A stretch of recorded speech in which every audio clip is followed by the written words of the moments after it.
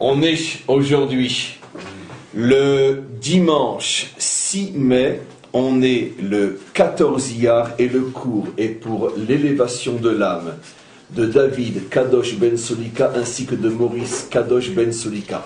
Il faut donc revenir avec un léger résumé sur ce qui a été dit la semaine dernière. Je vous rappelle qu'aujourd'hui et demain c'est cours de Zohar et on était arrivé à la lettre Tzadik. Et on avait donc, pour arriver droit au but, on avait donc mis en évidence, une fois de plus, comme depuis que l'on a commencé ces cours sur le secret des lettres, que chaque lettre revendique les bonnes raisons qu'elle a d'être choisie pour être la lettre avec laquelle Dieu va créer le monde et va commencer la Torah.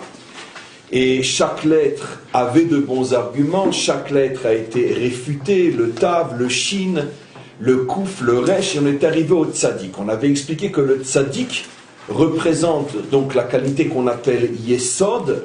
Yesod, traduction littérale, le fondement, mais dans le langage du Zohar et de la Kabbalah, le Yesod fait allusion à la force qui unit les dimensions masculines et féminines. Je tiens d'ailleurs à vous prévenir que d'une manière, une fois de plus que providentielle, on va s'apercevoir que le dernier cours qui a été donné la semaine dernière sur Parashat Shavua est une clé colossale pour comprendre le cours qui va être donné aujourd'hui, bien que apparemment les notions n'ont rien à voir les unes avec les autres, et on ne pouvait pas prévoir jeudi qu'on pourrait se servir du cours de jeudi pour le cours d'aujourd'hui, comme vous le verrez. En tous les cas, le Yesod est la force qui permet l'union entre les dimensions masculines et féminines. Au niveau du corps humain, il y a deux Yesod, il y a le Yesod féminin et le Yesod masculin. C'est à cet endroit-là que s'unissent l'homme et la femme et peuvent, par cette union, donner un fruit qui est la vie. Mais il n'y a pas que le Yesod qui est au niveau de l'homme et de la femme. Le Yesod est un principe fondamental. À chaque fois qu'on est en présence de deux dimensions, l'une masculine et l'une féminine, rappelez-vous le cours de jeudi, à ce moment-là, comme au départ, ces deux dimensions sont des dimensions qui sont très différentes, bien que complémentaires, il va falloir trouver donc la manière de les unir pour qu'ensemble elles puissent construire.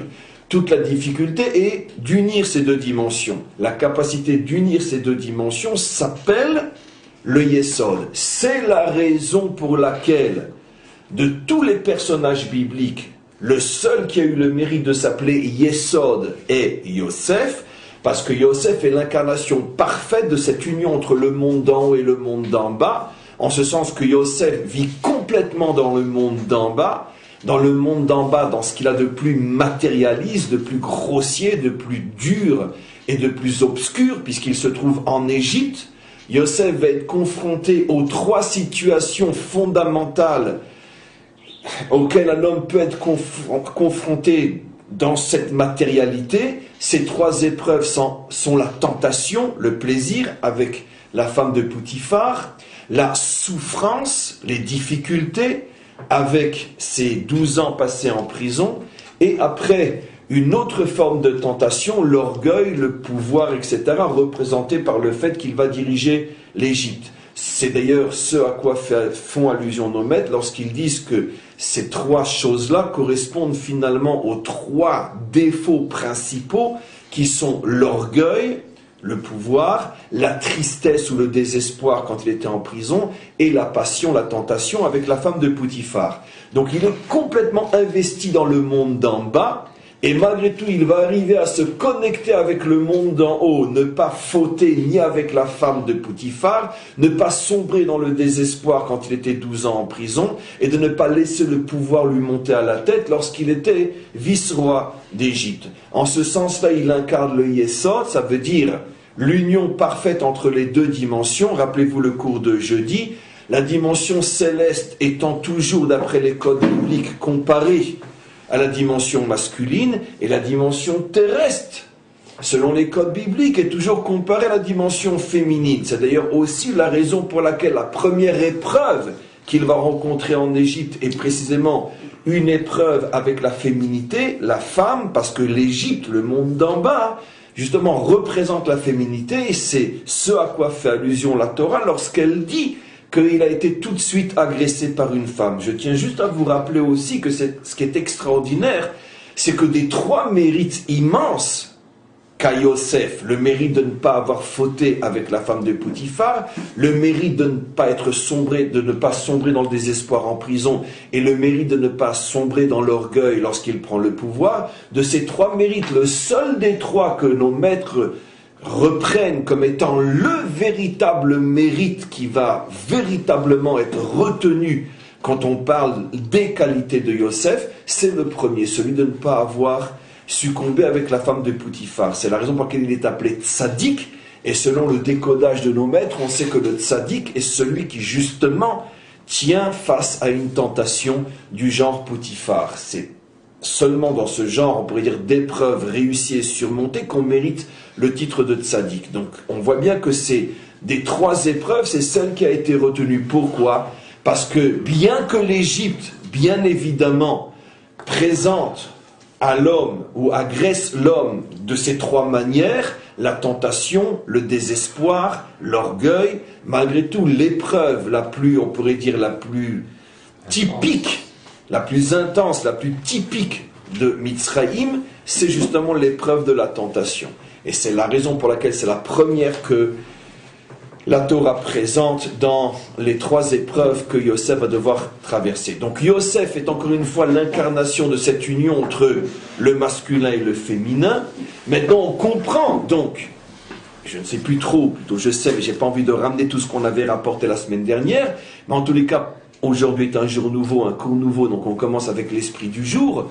On comprend donc la raison pour laquelle le Yesod, le tzaddik, puisque la lettre tzaddik, c'est la lettre du Yesod, revendique d'être la première lettre de la création. Pourquoi ? Parce que tout a été créé pour permettre l'union entre les dimensions masculines et féminines. On l'apprend de différentes manières. À titre de résumé, parmi des millions d'autres preuves, c'est la raison aussi pour laquelle la Torah commence par la lettre Bet, Bet qui a valeur numérique 2, qui font allusion aux deux dimensions, masculine, féminine, le ciel et la terre. C'est ce à quoi fait allusion le premier verset lorsque dès le départ il dit Bereshit bara Elokim et hashamaim ve'et haaretz. Dès le départ, les deux dimensions ont été créées, le ciel et la terre, le masculin et le féminin. C'est aussi la raison pour laquelle, comme je vous l'ai répété des milliards de fois, le premier verset, le premier jour de la création, termine par le mot Echad, Yom Echad, que l'on traduit, comme je l'ai expliqué souvent, que Dieu était un et unique dans son monde. Et c'est la raison pour laquelle le récit de la création, après avoir parlé de la création de l'homme et de la femme, termine aussi par le mot Echad, comme il est dit, Alken Yaazov ish et aviv et timo vedavad beishto vehiyu lebasar echad. L'homme abandonnera son père et sa mère pour se coller à son épouse et ils seront basar echad, un seul être. On retrouve le mot echad qui généralement est utilisé, comme c'est le cas dans le récit de la création pour Hachem, et on le retrouve echad au niveau de l'homme et de la femme, comme pour nous montrer justement que pour pouvoir dévoiler, construire cette unité dans le monde, ça passe par l'union parfaite entre un homme et une femme qui incarne toutes les dimensions masculines et féminines. Donc, on comprend pourquoi le tzaddik, c'est le cours de jeudi, comme on va le revoir exactement, c'est exactement ce que le Zohar va dire, vous allez voir entre aujourd'hui et demain. Donc, on comprend pourquoi le tzaddik, pour toutes les raisons du monde, vient et il dit, s'il y a bien une lettre qui doit être choisie pour incarner la création, c'est moi, puisque tzaddik est la qualité du Yesod, c'est la qualité qui représente l'union réussie entre un homme et une femme. Donc, choisis-moi. On rentre maintenant dans le texte. Amar la, Dieu répond au tzaddik. Tzadi, regardez, il ne va pas l'appeler tzaddik, mais il va l'appeler tzadi. Un peu de patience, je vais expliquer, ou plutôt je vais lire ce qui est expliqué. Le tzaddik peut être appelé, cette lettre peut être appelée comme on l'appelle généralement et comme tout le monde sait qu'on l'appelle tzaddik, mais elle est appelée aussi par les maîtres de la Torah, en particulier les maîtres du Sod, elle est appelée tzadé. Tzadi, tzadé. En langage, on pourrait dire très littéraire, on l'appellera plus tzadi que tzadik. Dans la rue, on dit tzadik, et vous allez voir que c'est pas pour rien, mais dans un langage plus châtié, on l'appelle tzadi. Bien sûr, comme il s'agit des lettres de la Torah, ça ne peut pas être uniquement une convention comme ça, parce qu'on a décidé qu'il y a forcément un sens très profond. Et on va voir qu'effectivement, le maître du monde va l'appeler de ces deux noms. Regardez. Amarla tzadi, tzadi, tzadi ant, on peut t'appeler tzadi, tzadik ant, mais on peut t'appeler aussi tzadik. Je continue, je n'ai rien expliqué. Aval ant tsari le miavet mira. Comme justement on peut t'appeler tzadi et on peut t'appeler tzadik, on ne comprend toujours rien, mieux vaut que tu restes caché. Ça veut dire ne te dévoile pas si vite. Si je t'utilise pour créer mon monde, automatiquement je te dévoile, je te mets en évidence, je te mets sur le podium avec la médaille d'or. C'est toi qui as emporté la médaille d'or, tu as été choisi parmi les 22. Mieux vaut, à cause des deux noms, tzadi et tzadik, mieux vaut les miavet mira que tu restes caché. Pourquoi? Lit ant tsari leit galia kolkar. Il n'est pas bon que tu te dévoiles trop. Tu vas t'attirer l'œil, c'est pas bien. Begin delo le miav pitron pele alma, pour ne pas permettre, si tu te dévoiles trop, alors le monde va pouvoir ouvrir la bouche. Le monde va pouvoir ouvrir sa bouche. Voilà, j'ai lu 3 phrases qui sont le début d'un long texte. Et on va bien sûr rentrer dans le commentaire, le Matok Midvash, pour voir à un premier niveau ce qu'est le décodage. Alors regardez, il va expliquer les deux noms, tzadi et tzadik. Betsuratecha anaa at romezet al tzadika elyon. Lorsque tu t'appelles tzadi, sans le kouf final, tu fais allusion à ce qu'on appelle le tzadik elyon. Ça veut dire la qualité du yesod, mais en haut. Tzadik est toujours la qualité du yesod. Cette qualité se retrouve en haut, cette qualité se retrouve en bas. On commence avec le texte et on va bien sûr, comme on le fait et à chaque fois, descendre jusqu'à le comprendre à un niveau qui est extrêmement simple et plus proche de nous qu'on l'imagine. Mais pour l'instant, on prend le texte tel qu'il est dit. Lorsque tu t'appelles tzadi sans le kouf, tu fais allusion à cette qualité telle qu'elle est en haut. Chez Oua Da'at, et cette qualité telle qu'elle est en haut s'appelle le Da'at. Et le Da'at, c'est quoi? Chez Al-Yada mityachadim chokhma ou bina. Le Da'at est l'un des 3 cerveaux, et en particulier celui qui fait l'union entre les 2 cerveaux opposés, le cerveau chokhma qui est toujours masculin, le cerveau bina qui est toujours féminin. L'union des 2 cerveaux, je vais décrypter dans quelques instants, s'appelle Da'at. Et donc, lorsque cette qualité, le yesod, est en haut, elle s'appelle tzadi sans le kouf, et elle s'appelle aussi dans le langage des maîtres da'at. Donc, tzadi, da'at et yesod elyon, c'est la même chose. C'est-à-dire le chibour, l'union entre le masculin et le féminin en haut. Et comment s'appelle le masculin et le féminin en haut? Chokhma, bina, droite, gauche, da'at au milieu, les 3 cervelets. Venikret tzadi belo kouf. Et pourquoi à cet endroit-là on t'appelle tzadi sans le kouf? Les fiches beyichud elyon, parce que quand se produit l'union entre les 2 cerveaux masculins et féminins, en achizata klipa. La klipa, l'écorce, la force contraire ne peut pas monter si haut et essayer de nuire ou de s'accrocher à cette union des 2 cerveaux. Le kouf, l'allusion est claire, faisons allusion à la klipa. Le kouf est la première lettre du mot klipa. Dans le langage des maîtres d'Israël et surtout du Sod, à quoi fait allusion la klipa? Des forces contraires qui essayent toujours, dans un premier temps, d'empêcher l'union entre le masculin et le féminin. Et s'ils n'arrivent pas à empêcher l'union entre le masculin et le féminin, ils essayent au moins de la détourner. J'explique. Je fais un saut inimaginable dans l'histoire et vous allez comprendre. Dans un premier temps, la Klipa essaye de tout faire pour que les Bnei Zoug ne se rencontrent pas. Le Hari HaKadosh nous explique une chose extraordinaire. De tous les combats que mène la Klipa dans ce monde, la Klipa est une force créée par le maître du monde, qui a une certaine autonomie, qui joue un rôle, qui fait partie du projet, qui n'échappe bien sûr pas au contrôle du maître du monde, mais qui agit parce que le maître du monde l'a créé de cette manière, parce que de notre combat et de notre victoire contre elle, nous arrivons à parachever le monde. Je reviens maintenant en arrière. La Klipa est une force qui, dans un premier temps, fera tout pour empêcher le zivouk de se rencontrer. C'est-à-dire, chaque dimension masculine a en face d'elle une dimension féminine qui est la seule avec laquelle il peut et doit s'unir pour véritablement se construire elle et lui. Mais si quelqu'un rencontre un zivug qui n'est pas vraiment le sien, à ce moment-là, il ne pourra pas y avoir de véritable construction, ni de la dimension masculine, ni de la dimension féminine. C'est ce que nos maîtres expliquent dans leur langage extrêmement, on pourrait dire secret, que je ne décoderai que l'ombre de l'ombre de l'ombre. C'est la raison pour laquelle le Nachash est venu pour s'interposer entre Chava et Adam, parce que le Nachash savait que s'ils s'unissent véritablement, à ce moment-là, ils vont produire une force qui va terminer, on pourrait dire, de construire, de parachever le monde, et lui n'aura plus rien à faire. Effectivement, c'est la raison pour laquelle, je vous ai expliqué des milliards de fois ce que le Ari Akadosh révèle, la valeur numérique de Nachash et Mashiach, c'est la force qui s'oppose. Si Adam et Chava s'étaient unis dans de bonnes conditions, l'enfant qui serait né aurait été directement Mashiach, qui aurait donc terminé la création très très vite, et donc automatiquement le Nachash n'aurait existé, je parle sans décoder, que quelques heures spirituelles, donc il n'aurait servi à rien.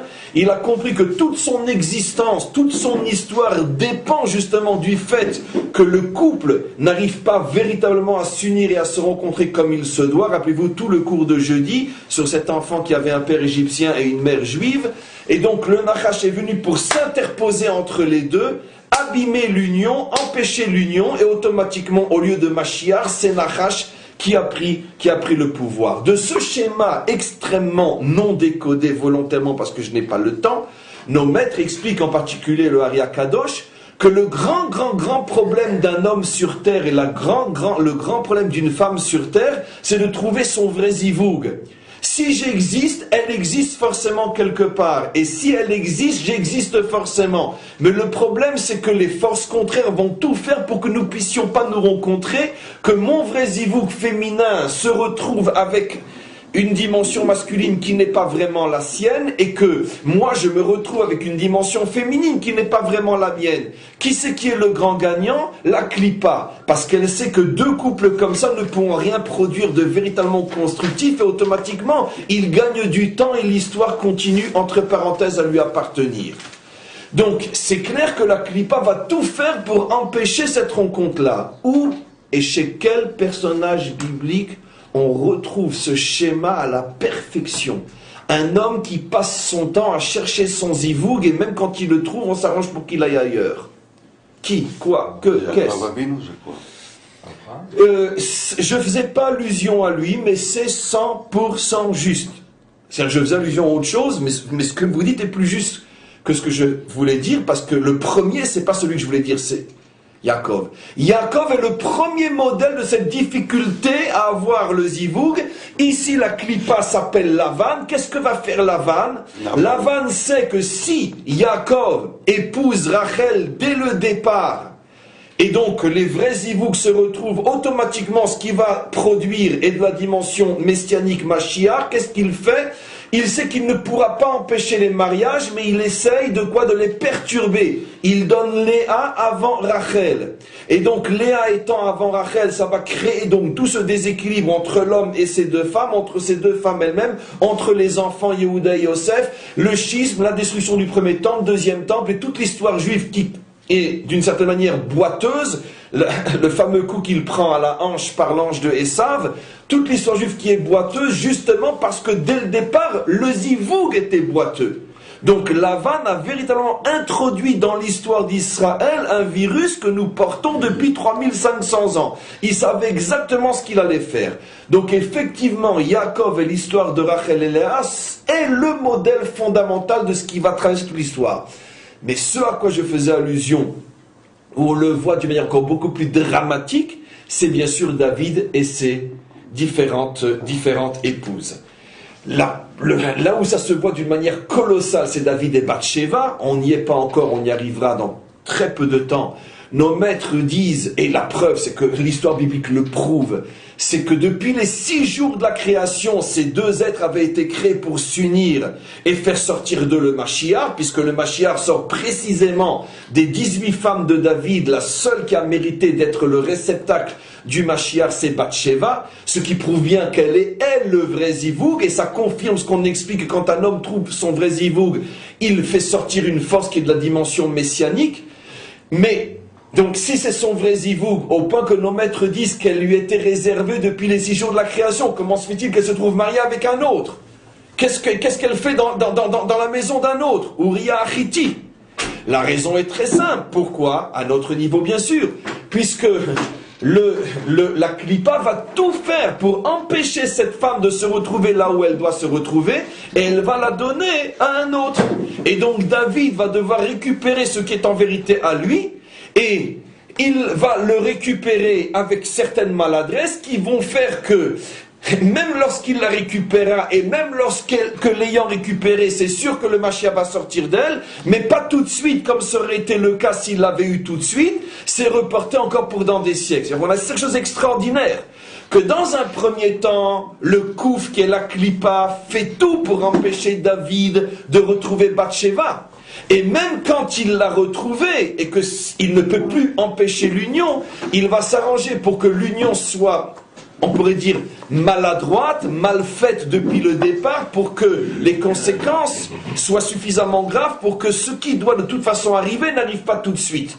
Donc on voit que la Klippa a un pouvoir extraordinaire. Encore une fois, c'est Hachem qui l'a voulu, bien sûr. Ça fait partie du projet, et ça fait partie donc du bien, puisque ça fait partie du projet. Mais quoi qu'il en soit, c'est comme ça que ça fonctionne. On avait vu avec David ce phénomène aussi, avec une autre femme aussi, qui n'est pas le vrai Zivouk, comme Bathsheba par rapport à David, mais qui est aussi une femme qui va construire David, c'est la fameuse Abigail. C'était tout le cours de la semaine dernière, qui est entre les mains de qui? De Naval, de la pourriture. Qu'est-ce que Abigail, alors que c'est elle qui a véritablement fait comprendre à David comment doit se comporter un roi, comment se fait-elle qu'elle est dans la maison de cette pourriture? Donc pareil pour Abigail. Une autre femme aussi, c'est le prochain cours, la fameuse Michal. Michal qui avait été donnée au départ à David, et tout de suite après, son père la reprend et la donne à un autre.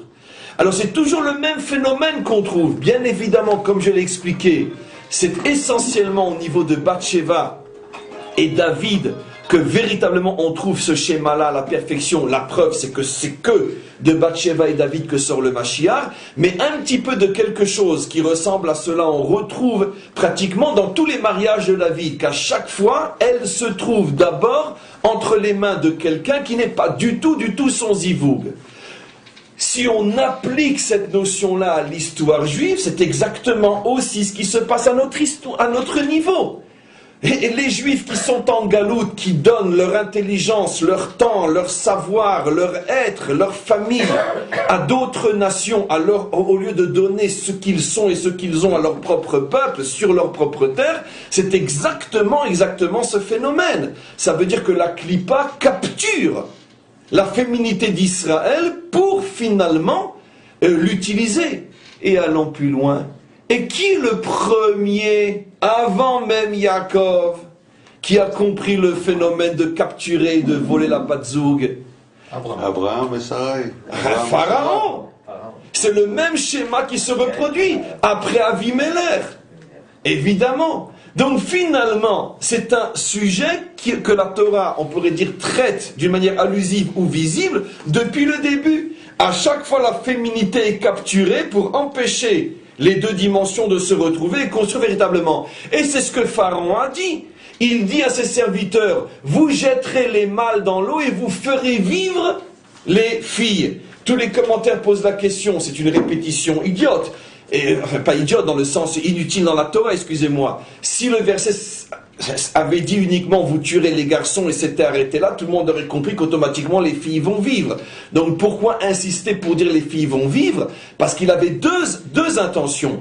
Tuer les garçons et récupérer les filles. Ça veut dire qu'il avait compris que justement il faut détourner le zivou pour l'utiliser à ses propres intérêts personnels. C'est tout le sort, tout le secret d'Israël en exil, où au lieu de donner toutes ses compétences à son peuple, il se retrouve bras droit à la Maison Blanche et finalement il sert l'intérêt des nations. Alors comment se fait qu'il y a des Yaakov, ils sortent les deux messies quand même? Il y a Mashiach ben Yosef et Mashiach ben David, ils sont des Yaakov. Il a eu le mérite d'avoir les deux tribus qui sortent les deux Mashiachim. Parce que finalement, encore une fois, dans la mesure où... C'est exactement ce que pourquoi pas un Yitzhak c'est ce que j'ai expliqué sur David. Le tzaddik est beaucoup plus fort que la klipa. Finalement, le tzaddik finit par récupérer ce qui est à lui. Le problème, c'est que la klipa s'arrange, et ça fait partie du projet encore une fois, pour que même lorsqu'il les récupère, il ne récupère pas à la perfection, en ce sens que ça va prendre du temps jusqu'à ce que la perfection arrive. Donc, je reviens à votre question. Et Yaakov va récupérer tout ce qui était à lui, donc tout ce qui doit sortir de lui va sortir. Mais comme il l'a mal récupéré, automatiquement, même ce qui va sortir avec des tensions et des marloquettes. La fameuse marloquette entre Yosef et Yehuda, Mashiach ben Yosef, Mashiach ben David. C'est la raison pour laquelle nos maîtres nous disent que le Mashiach ben Yosef est en danger de mort. Certains disent qu'il va même mourir, etc. Ça veut dire que c'est là, mais d'un autre côté, ça ne peut pas se passer comme ça se serait passé si The Happy End avait été dès le début du film. Tout le monde a compris que l'exemple que j'ai donné montre que ça ne pouvait pas être autrement, parce que sinon il n'y a pas de film, c'est pas intéressant. Oui, mais il y a quand même, et ce qu'il vient de souligner est quand même important, parce que c'est vrai que Yitzhak, lui, n'a pas eu de force contre lui. Pourquoi de lui n'est pas sorti à ce moment-là la conclusion? Comment? Et ça. J'ai pas compris. Yitzhak, dans son union avec sa femme. Yitzhak, c'est le premier juif. Il n'a pas eu de clipa contre lui. Il n'a pas eu un aval. Elle était stérile aussi. Non, d'accord, mais la question qu'ils demandent tous les deux, j'avais pas compris. Mais il était stérile quand elle s'appelait Sarah. Mais quand elle a changé son nom Sarah, c'est là que... Rivka aussi était... Ah, on va l'aider Rivka. Maintenant, je comprends très bien la question. La question est excellente, bien sûr, mais la réponse est évidente. On a déjà donné la réponse, sans préciser cette question particulière. Rivka vient d'où? Rivka vient de chez Lavan. Elle vient de la klipa elle-même, et c'est la raison pour laquelle elle fait sortir d'elle Esav. Comme on le sait, Esav était le produit de Rivka, non le produit de Yitzhak. Ça veut dire qu'elle s'appelle Shoshana ben Nachochin. Elle s'appelle la rose au milieu des ronces. Et donc elle a encore plein de ronces autour d'elle, dont elle n'est pas responsable et fautive. Elle n'est pas responsable d'être la sœur de Lavan et d'être la fille de Bethuel. Mais elle a, comme dit Rashi clairement, elle est tzadika bat rasha. Et donc le tikkun n'est pas encore parfait. Et justement, c'est ça la réponse. Qu'est-ce que Rivka faisait là-bas? Comment une âme pareille est née dans un milieu pareil? C'est toujours la même réponse. Donc là, ça s'est pas joué au niveau du zivoug. Effectivement, il a eu tout ça bat-zoug, mais il l'a eu avec elle, porteuse d'un héritage terrible, de ronces terribles. Et le temps qu'elle se nettoie de toutes ces ronces, entre-temps, va sortir Esav. Tu comprends? C'est toujours le même phénomène. Votre question permet de mieux préciser ce que j'explique. Quand je dis que la klipa récupère les âmes, c'est pas forcément qu'elle récupère dans le sens mari-femme qui ne se retrouve pas tout de suite. C'est d'une manière générale que l'âme n'est pas dès le départ là où elle devrait être. Et là, à ce niveau-là, l'âme de Rivka en est le symbole pratiquement le plus absolu. Une âme d'une perfection inimaginable, tellement parfaite qu'elle va mériter, elle, de pouvoir aller directement chez son benzoug. Ça veut dire que c'est tellement fort entre eux que là, la klipa n'arrive pas peut-être, effectivement c'était la question, à empêcher l'union. Mais comment la klipa a abîmé l'union au niveau du passif? En ce sens qu'elle vient d'un milieu complètement corrompu, elle est la sœur d'un corrompu, la fille d'un corrompu comme dit Rashi. Et donc automatiquement elle porte en elle énormément de ronces et le nettoyage va prendre un certain temps. L'union ne pourra pas être parfaite et la preuve c'est que Esav, qui représente, on pourrait dire, le côté ronce de cette union, Yaakov représentant le côté rose, et Esav représentant le côté ronce. C'est pas de moi, c'est dans le Zohar. Donc, automatiquement, c'est la raison pour laquelle la klipa a encore gagné. Mais de toute façon, ne vous inquiétez pas. Depuis que le Nachash, qui est la klipa, s'est interposé entre Adam et Chava, il n'y aura plus jamais, jusqu'à, j'explique, jamais de zivouk parfait. Tous les zivouks sont abîmés, jusqu'au zivouk qui pour la première fois depuis la création sera à nouveau parfait, le zivouk entre le Mashiach et son épouse, et c'est la raison pour laquelle ils sont Mashiach. Certains disent que non, le zivoug entre les parents du Mashiach, c'est pour ça qu'il est Mashiach. Mais quoi qu'il en soit, les deux derniers zivougs, soit celui des parents, soit celui du Mashiach lui-même, sont des zivougs parfaits, et c'est pour ça qu'il est Mashiach. Maintenant, qu'est-ce que dit le Ari HaKadosh? Le Ari HaKadosh dit que juste avant que se dévoile le Mashiach, la Klippa va recevoir une sorte de pouvoir encore plus grand qu'elle n'a encore jamais reçu durant toute son histoire, et elle va faire, d'une certaine manière, comme le dernier grand combat avant sa mort, à la Klippa, elle va donner le dernier grand coup, et elle va avoir un certain pouvoir, une certaine autonomie qui va faire que les Zivugim vont être de plus en plus abîmés, ce qui signifie, dit le Ari HaKadosh, que ça sera une génération où la majorité des mariés ne seront pas forcément avec leur vrai Zivug. La majorité des vrais Zivug ne se retrouveront pas forcément. C'est la raison pour laquelle, dit le Ari HaKadosh, il y a 500 ans, ce sera une génération où il y aura énormément de divorces, énormément de célibataires, énormément de familles abîmées, parce que les Zivug n'arrivent pas à se retrouver. Et pourquoi ? Parce que la Klippa sait que ça y est, le temps de la délivrance arrive, et que le temps de la délivrance dépend des retrouvailles entre les vrais Zivugim, et donc la Klippa va tout faire pour empêcher ça. On va lui donner une certaine autonomie qui va faire qu'elle va donner un dernier grand coup à notre peuple, et c'est pour ça qu'on arrive à voir aujourd'hui dans notre génération une chose qui n'a jamais existé dans toutes les générations d'Israël. Dieu sait qu'Israël a collectionné toutes les fautes possibles et inimaginables dans son histoire. Baruch Hashem, au moins on est un vrai peuple. Mais une chose qui était intouchable chez les Juifs, c'est la famille. C'était intouchable.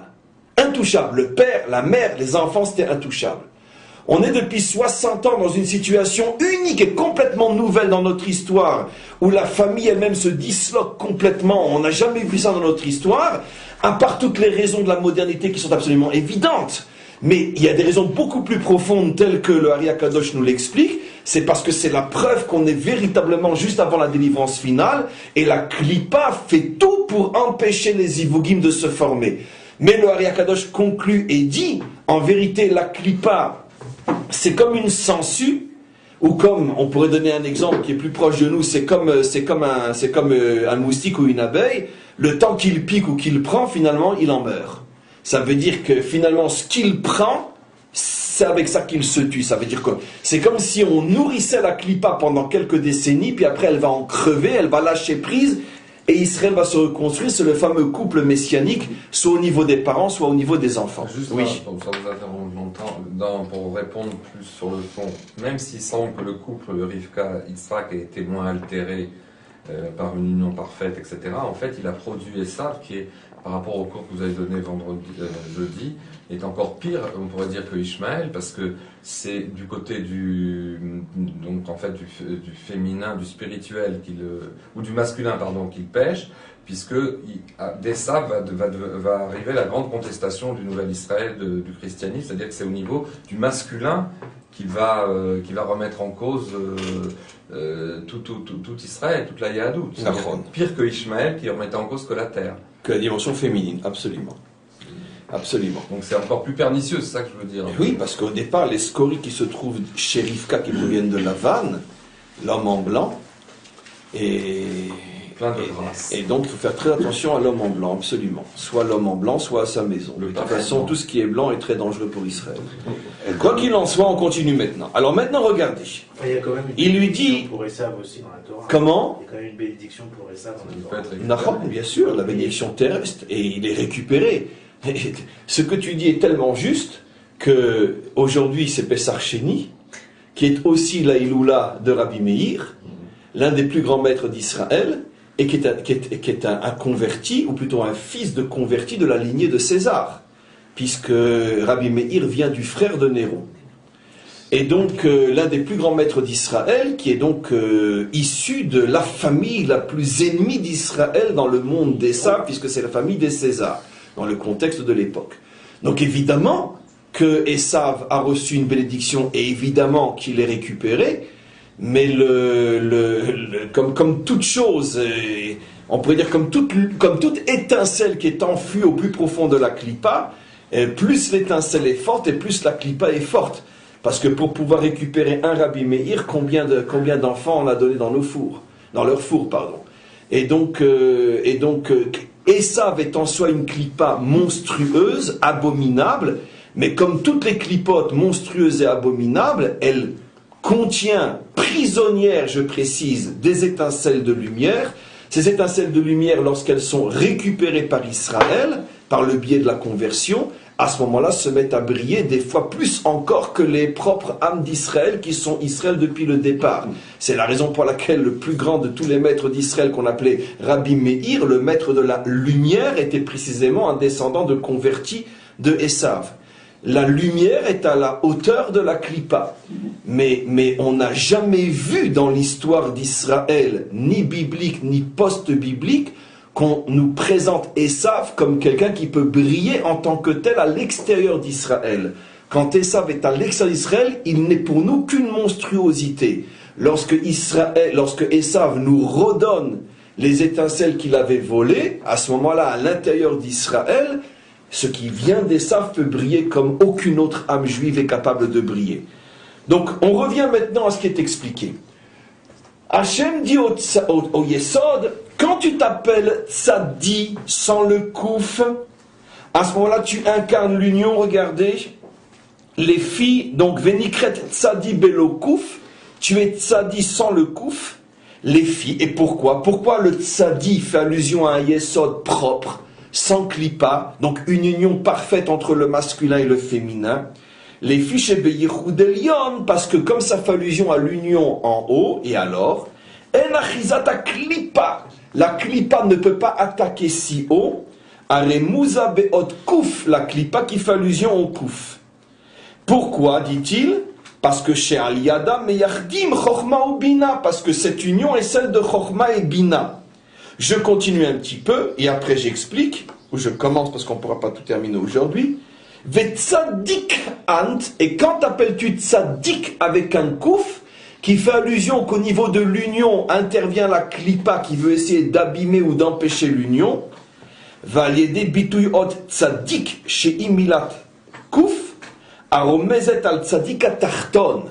Quand on parle de l'union d'en bas, tu ne t'appelles plus tzadi, mais tzadik. Quand on parle de l'union d'en haut entre Chochma et Bina, tu t'appelles Tzadi, il n'y a pas de Klipa. Mais quand on parle de l'union d'en bas, tu t'appelles Tzadik parce qu'il y a oui une Klipa. Et c'est quoi l'union d'en bas? Regardez la beauté. Chez Aliado Mityachadim, parce que l'union d'en bas fait allusion à l'union entre Tiferet et Malchut. Il va falloir décoder tout ça. C'est celle du milieu. C'est celle d'en bas. L'union d'en haut fait allusion à l'union entre Chochma et Bina, les deux attributs du haut, tandis que l'union d'en bas fait allusion à l'union entre deux attributs d'en bas qui sont Tiferet et Malchut, je décoderai bien sûr. Venikrat Tzadik Bekouf, à ce moment-là tu t'appelles Tzadik avec un Kouf, les fiches Beyichuda Tarton, parce que quand on parle de l'union d'en bas entre Tiferet et Malchut, Yesh Achizat Klipa, la Klipa à cet endroit-là a le droit d'agir et de nuire. Et pour qu'il puisse y avoir cette union, il y a une grande guerre qui doit se faire contre le Kouf. Et c'est la raison pour laquelle, pour l'instant, parce que c'est un cours qui va durer longtemps, tellement il y a à voir, va marla kadosh baruch hu, et c'est pour ça qu'Akadosh baruch hu dit au tzaddik, si tu ne t'appelais que tzaddi, j'aurais pas de problème de créer le monde avec toi. Mais comme tu t'appelles aussi tzaddik, je ne peux pas créer le monde avec toi. Pourquoi?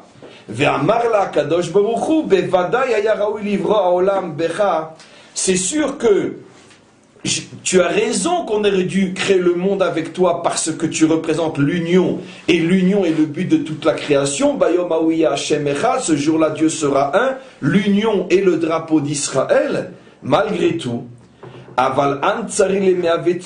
mais mieux vaut que tu te caches. Pourquoi? Il est absolument impossible que tu te dévoiles, et si je te prends comme Shoresh Ve'ikar le Briata Olam, tu vas te dévoiler. Si je fais de toi la lettre de la création, je vais t'obliger à te dévoiler. Et je ne veux pas que le monde puisse s'en servir pour ouvrir la bouche. Regardez comment le Matok Midrash explique. Rotzelomar, c'est-à-dire, Ki im tiye Briata Olam be'ot tzadik, si Dieu avait permis la création du monde avec cette lettre-là, Az yidgale lebne Adam, alors le monde aurait pris conscience visiblement Chez Nivru bilti metikunim, que le monde a été créé à partir d'une imperfection. Veillez la empitron pelomar, et donc le monde aurait pu après ouvrir la bouche et dire chez Einam yecholim leishtalem, on ne peut pas être parfait. Veillez chatou, donc c'est normal que l'on faute. Et à ce moment-là, la klipa aurait gagné. Un texte extrêmement mystérieux. Je vais d'abord le redire techniquement et commencer à l'expliquer aujourd'hui, terminer de l'expliquer Bezrat Hashem demain, et on le continuera seulement car il y a encore tout un autre texte, ce sera pour la semaine prochaine. En tous les cas, un autre texte sur le tzaddik. Donc, qu'est-ce que dit le texte? Hashem, encore une fois, techniquement répond au tzaddik. Si tu n'étais que tzaddik, si tu ne faisais que des unions élevées, j'ai pas de problème.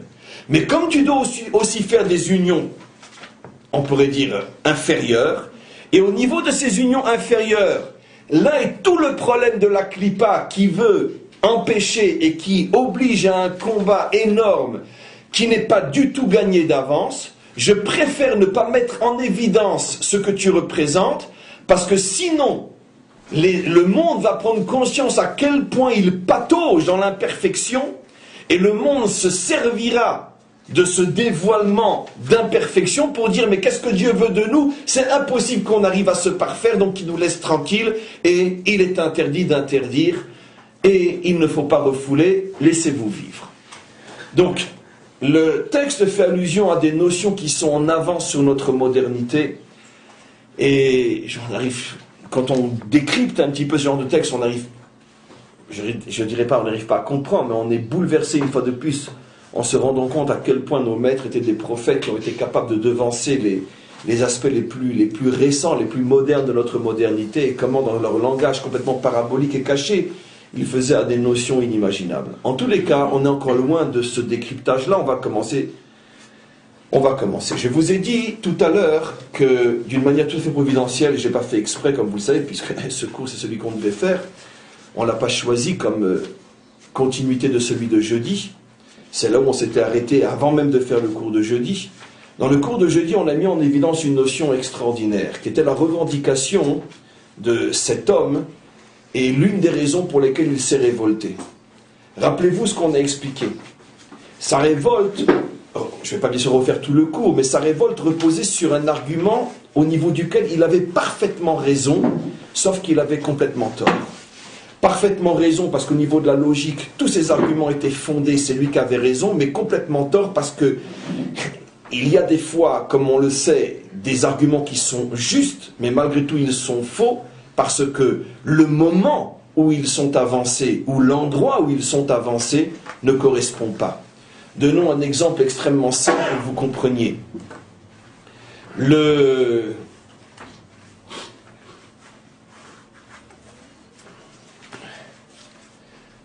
peux vous aider? Oui, allez-y. Dans les mots tzaddik, oui. Il y a tzaddik, kouf, dalid yud. Dalid yud, on le sait très bien, c'est les hauts et les bas, céleste et terrestre. Et tzaddik et kouf tzaddik, c'est le ketz. S'il n'y a pas l'union entre le céleste et terrestre, il y a la fin, c'est le ketz. Merveilleux. C'est 100% juste. Dans le mot tzaddik, comme d'ailleurs dans énormément de mots, on retrouve pratiquement tout le secret du mot. Le Dalet et Yud, on avait expliqué, Dalet la dimension féminine, Yud la dimension masculine, on va le revoir tout ça, de toute façon il va le dire. Alors ce qui est intéressant, ce qui met en évidence, c'est que si tu enlèves les deux dimensions masculine et féminine, il te reste Ketz, qui veut dire aussi destruction, mais qui veut dire aussi délivrance.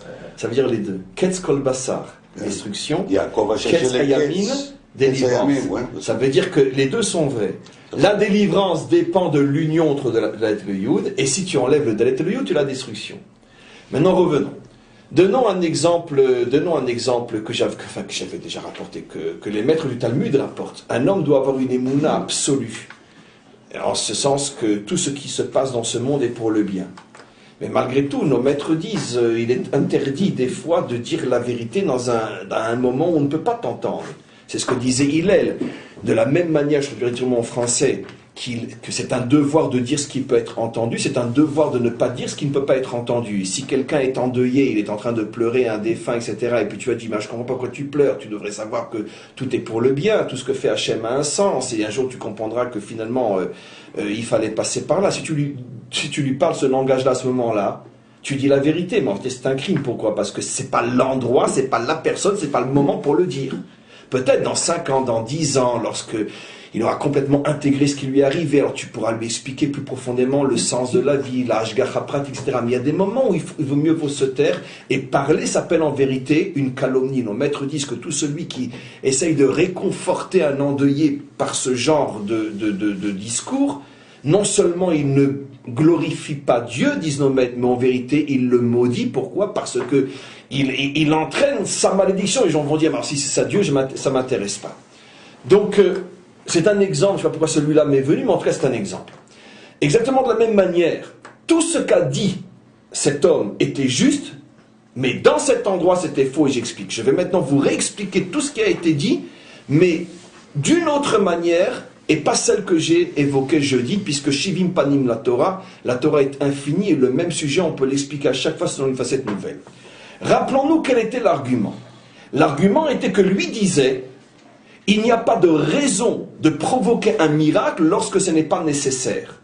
Pourquoi mettre du pain chaud sur la table au début de semaine et le laisser sur la table pendant une semaine et le retirer chaud à la fin de la semaine pour en mettre un nouveau pain chaud une fois par semaine?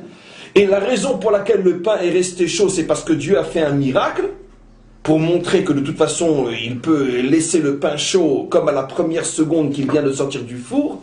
Lui, qu'est-ce qu'il a dit?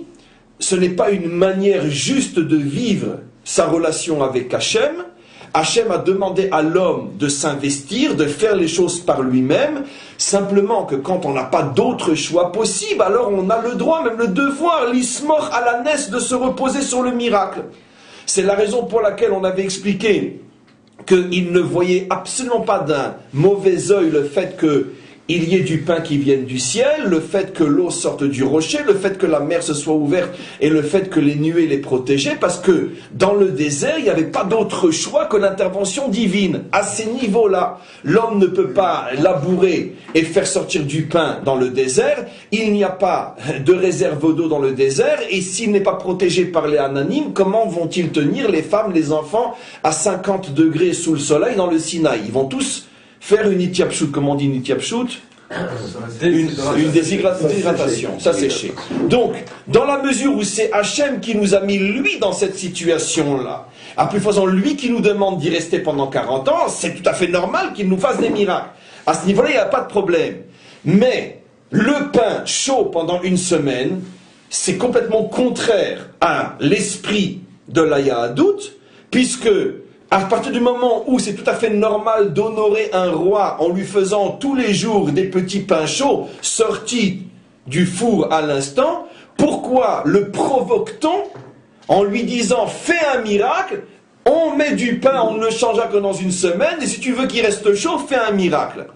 On avait prouvé que son argument est complètement juste, puisqu'effectivement nos maîtres disent « altismor à la naisse », on n'a pas le droit de provoquer le miracle. S'il y a deux chemins qui s'ouvrent devant toi, un que tu peux traverser en sécurité et un qui est dangereux, et les deux pour arriver au même endroit, tu n'as pas le droit d'emprunter le chemin dangereux en disant « Dieu me fera un miracle ». Pourquoi? Parce que c'est de l'insolence, de la folie, de la provocation. Le bon Dieu, c'est pas ton petit copain pour qui tu te prends pour te mettre dans une situation où tu l'obliges à te faire un miracle.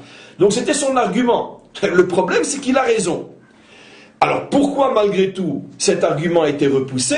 D'autant plus que c'est la Torah et non Moshe qui a décidé qu'on laissait le pain sur la table toute la semaine. C'est Dieu qui dit qu'on ne le retire qu'une fois par semaine. Donc Dieu lui-même veut provoquer ce miracle. Pourquoi? Alors j'ai expliqué ce que j'ai expliqué jeudi. Aujourd'hui j'explique d'une autre manière qui complète ce que j'ai expliqué. La raison est que c'est le cas typique d'un argument juste dans le mauvais endroit, c'est-à-dire au mauvais moment. Et pour que vous compreniez, rappelons-nous où et au sujet de quoi il a argumenté de cette manière-là, dans la maison d'Hachem. Et là, c'est tout le problème. J'explique. Où est le seul endroit au monde où un homme peut véritablement se laisser aller et se montrer tel qu'il est, sans porter de masque et sans jouer la comédie? Quand il est chez lui. Dehors, face aux autres, face au monde, il est tout sauf lui-même. Pourquoi? Parce qu'il a quelque chose à montrer, à prouver, à affirmer. Il est sous le regard des autres, sous le jugement des autres. Donc automatiquement, un homme ne peut jamais être véritablement lui-même lorsqu'il est à l'extérieur. C'est pour ça que quel est l'être qui nous dérange le plus au monde? C'est notre épouse. Pourquoi? Parce que c'est la seule qui sait qui on est véritablement. C'est pour ça qu'on ne la supporte pas. Très bien. Donc, on a tous compris comment un homme fonctionne. À l'extérieur, on joue la comédie, conscient ou non. À l'intérieur, on est soi-même, on se lâche, on est véritablement soi-même. C'est aussi la raison pour laquelle, quand un homme arrive à avoir le vrai shalom baït chez lui, c'est la preuve absolue que c'est un grand homme. Pourquoi tout ce que l'on conçoit à l'extérieur de grand ne prouve encore rien par rapport à ce qu'on est si on n'a pas le shalom baït à l'intérieur? Pourquoi? Parce que tout ce que tu conçois à l'extérieur, c'est une farce, c'est pas encore vraiment toi. Et la preuve, c'est que si quand tu rentres chez toi, c'est la guerre, ça veut dire que ce que tu es véritablement toi est un échec. Par contre, si tu as le vrai shalom bayit, que tu vis en harmonie avec ton épouse, c'est la preuve que tu es véritablement grand, puisque à l'endroit où tu es vraiment toi, là tu as réussi. Donc à plus forte raison que tout le reste, c'est une vraie réussite aussi. Donc c'est le test fondamental pour savoir ce qu'est un homme, c'est la raison pour laquelle il n'y a que 2 personnes au monde qui savent qui je suis, Dieu et ma femme. Je ferme la parenthèse. Maintenant, comment? Le temple, c'est aussi un lieu de... Alors maintenant, le temple. Le temple est la maison d'Hachem. Ce qui veut dire que c'est l'endroit par excellence où Dieu se dévoile tel qu'il est véritablement, sans se cacher, sans jouer la comédie. C'est-à-dire que partout ailleurs, il porte des voiles, il porte des masques, parce qu'il ne peut pas se dévoiler tel quel dans le monde extérieur. Il s'appelle Elohim, il s'appelle Shaddai, il s'appelle Tsebaot, il s'appelle Adonai, il s'appelle El. Il porte d'autres noms qui veut dire qu'il se voile. Mais dans le temple, il s'appelle Havaïe. C'est le seul endroit où vous pouvez prononcer le nom de Dieu tel qu'il s'écrit. Le seul endroit. Parce que là, il se dévoile dans son essence. Et écoutez le sublime de la réponse. Ce que tu dis, toi, que l'homme doit essayer de faire tout par lui-même sans demander à Dieu d'intervenir, et que l'homme ait le sentiment que lui aussi il fait, c'est uniquement dans le monde extérieur, où Dieu laisse à l'homme le sentiment de pouvoir lui aussi faire quelque chose, d'avoir lui sa part. Mais dans la maison d'Hachem, la vérité vraie est que quoi? C'est qu'en vérité, tout est un miracle. Même ta propre existence est un miracle. Tout est du surnaturel. Tu crois exister? Quel est l'argument de ce triple idiot? Maintenant, on va le descendre, on va rien laisser, on va le déchiqueter. Triple idiot que tu es, qu'est-ce que tu dis? Mais non, pourquoi avoir besoin d'un miracle? Mais nous pouvons faire le pain nous-mêmes. Imbécile. Et qui c'est qui te donne la vie à cet instant-là pour le faire? Qui c'est qui a créé le feu? Qui c'est qui a créé la chaleur? Qui c'est qui permet aux épis de pousser? Qui c'est qui fait que le monde ne retourne pas au néant? Qu'est-ce que dit le Balatania? Que la nature elle-même est un plus grand miracle encore que l'ouverture de la mer. Parce que tout n'existe que parce que Dieu le veut, et à cet instant précis, s'il ne voulait plus, tout retournerait en néant. Donc quand tu viens au nom de l'argument de « je préfère que nous le faisions plutôt que Dieu s'en occupe », mais pour que tu puisses le faire, il faut qu'il s'occupe de toi du début jusqu'à la fin. Parce que s'il retire une seule fraction de seconde, son souffle de toi, tu disparais. Tu es un miracle permanent, qu'est-ce que tu fais le malin? Alors quand tu es à l'extérieur du temple, et que là Dieu voit le fait que tu es un miracle permanent, et que tu peux dire je, moi, etc., parce que c'est ce qu'il veut lui aussi. Alors effectivement, à l'extérieur du temple, il est dit l'osomrim alanes, on ne se fie pas au miracle. Mais dans le temple, se dévoile que tout n'est que miracle. Donc quelle importance ce miracle ou un autre? Quand tu apportes le pain, c'est aussi un miracle. Alors qu'est-ce que ça te dérange que lui le laisse chaud pendant une semaine, puisque le fait de pouvoir l'amener chaud tous les jours, c'est aussi un miracle? La réponse est géniale, c'est fabuleux, c'est un Oscar une réponse pareille. Merci. En tous les cas, c'est absolument incroyable. Donc, qu'est-ce qu'on voit de là? On voit de là effectivement ce problème, c'est que, qu'est-ce qu'on avait dit? Lui représente la dimension féminine, il n'avait qu'une mère juive, il lui manquait le père juif. Donc il vient au nom de la dimension féminine, c'est « nous devons faire par nous-mêmes ». La Torah donne raison à la dimension féminine. Effectivement, vous devez faire par vous-même. Mais, pas dans ma maison. Dans ma maison, c'est le lieu où se dévoile par essence la dimension masculine. Ça veut dire le surnaturel, le divin, le spirituel. Donc dans ma maison, tu veux mettre en évidence la dimension féminine, mais tu n'existes pas. J'appuie sur un bouton, tu disparais. Donc dans ma maison, ton argument est faux. Donc qu'est-ce que ça peut te faire que le pain reste chaud pendant une semaine? Donc on comprend maintenant ce qui se passe, et on s'arrête presque ici, on a introduit le cours de demain. Les deux dimensions, masculine et féminine, incarnent, comme on l'a expliqué, comme on l'a ramené maintenant, la dimension de je fais, j'agis, et c'est ce que Dieu veut, s'appelle la dimension féminine. Tu fais, tu prends en charge, tu agis, s'appelle la dimension masculine, donc divine masculine, dans le sens spirituel. Maintenant, quel est le problème? Au niveau de l'union entre ces deux dimensions telles qu'elles sont en haut, c'est-à-dire Chokhma et Bina, la Chokhma incarnant la dimension masculine, Bina incarnant la dimension féminine, c'est-à-dire, j'explique, au niveau de l'idée, au niveau de la notion, tout le monde comprend que la vérité vraie est l'union des deux. Je ne peux pas concevoir un monde dans lequel il n'y a que l'homme, on ne peut pas concevoir un monde dans lequel il n'y a que Dieu, et le monde véritable, seul viable, c'est le monde où il y a les deux. Un monde où il n'y a que de place pour Dieu, on sait très bien ce que ça signifie, où le fidèle est écrasé pour Dieu, et un monde où il n'y a que l'homme, c'est le libéralisme. C'est pour ça que ces deux mondes sont en train de se préparer à un affrontement extraordinaire, et le symbole des deux tours qui tombent, c'est le symbole absolu. Les deux tours qui sont le symbole de l'homme sans Dieu, d'une certaine manière, puisque c'est la puissance de l'homme, avec toutes les nuances à l'imbécilité que je viens de dire, car les Américains sont croyants et comment, mais malgré tout, au regard de l'autre dimension, c'est l'homme, et voilà que deux avions se suicident avec tout l'équipage à l'intérieur, nous n'existons pas à la Akbar. Ça veut dire, lorsque ces deux dimensions se rencontrent, elles ne peuvent que s'opposer, parce que les deux sont deux dimensions extrêmes.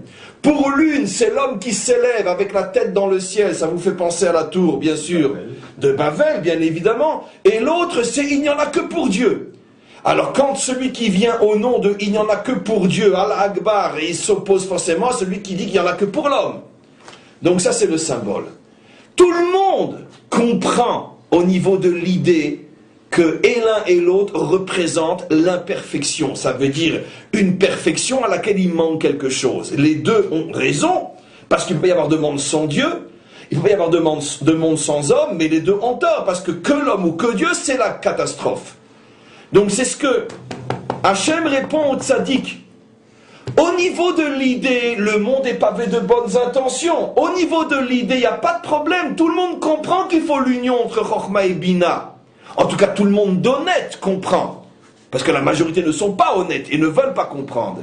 Mais au niveau de la réalisation, quand ça doit descendre au niveau de Tiferet et Malchut, qui est le monde d'en bas, où la dimension masculine et la dimension féminine, masculine s'appelle à ce moment-là en bas Tiferet et masculine Malchut, et j'expliquerai encore mieux demain. Lorsqu'il faut passer au niveau de la réalisation, là est toute la difficulté. Parce qu'au niveau de la réalisation se pose le problème fondamental. Dès que tu passes de la théorie à la pratique, tu as le problème fondamental qui se pose, dont le cours de jeudi est illustration parfaite. En bas, il y a plusieurs autres paramètres dont il faut tenir compte, et dont le monde théorique n'a pas besoin de tenir compte. Le monde théorique se préoccupe de l'idée, mais le monde d'en bas, lui, se préoccupe d'autres facteurs. Est-ce que c'est le bon moment, le bon endroit, le bon temps, les bonnes personnes? Et ça, c'est toute la difficulté. C'est exactement l'erreur qu'a fait cet homme-là dans la paracha. Il avait au niveau de ses arguments parfaitement raison, et Moshe avait parfaitement tort au niveau des arguments théoriques. Mais dans l'endroit où il a amené ces arguments-là, c'est lui qui avait parfaitement tort et Moshe qui avait parfaitement raison. Dans ta maison à toi, c'est absolument interdit de demander à Hachem un miracle quand tu peux toi-même utiliser les lois de la nature. Mais dans la maison d'Hachem, où il n'y a que miracle, tu ne dois pas venir au nom des lois de la nature. Puisqu'il n'y a pas de nature, tout n'est que miracle. Donc toute la difficulté au niveau de la réalisation, dans quelle situation je me trouve, et ça c'est justement le problème du Kouf, le problème de Tiferet et Malchut, comme on verra demain. Tu avais une question? Oui, mais par rapport à ça, justement, comment on peut comprendre le passage du Talmud où Rabbi Akiva discute avec, je sais pas si c'est un goy ou un Israël, quand il compare justement entre la farine, le sel, tout ce qui est fait pour le pain, et la bénédiction sur le pain. On fait la bénédiction sur le pain, pourquoi? Parce qu'on spiritualise un travail de l'homme. C'est nous-mêmes notre pain. Et on ne bénit pas la farine, le sel, l'eau, etc. Parfaitement raison. Alors donc ça veut dire que dans la vie ici-bas, oui. Okay, eh ben, c'est aussi une participation de l'homme qui est nécessaire pour que la bénédiction de Dieu puisse se réaliser. Mais c'est 100%, mais le problème c'est de savoir comment. Justement, c'est ce qu'on explique ici. Nous n'avons pas de problème au niveau de l'idée. Le judaïsme est l'affirmation la plus totale de l'union parfaite entre les deux mondes. Donc, effectivement, mais le problème est au niveau de la finalisation dans les détails, jusqu'où, comment, quand ça commence, quand j'interviens, quand lui il intervient, combien je fais dans ce cas-là, 30% et lui 70 ou moi 70 et lui 30? Parce que c'est jamais moitié-moitié, jamais moitié-moitié. Il n'y a aucune situation terrestre où Dieu et l'homme font moitié-moitié. Ça c'est de la pure théorie. En pratique, c'est toujours chacun son pourcentage et il varie constamment. Donc trouver dans chaque situation la part de Dieu et la part de l'homme, tout est là et la difficulté, et on verra c'est le cours de demain, Be'ezrat Hashem.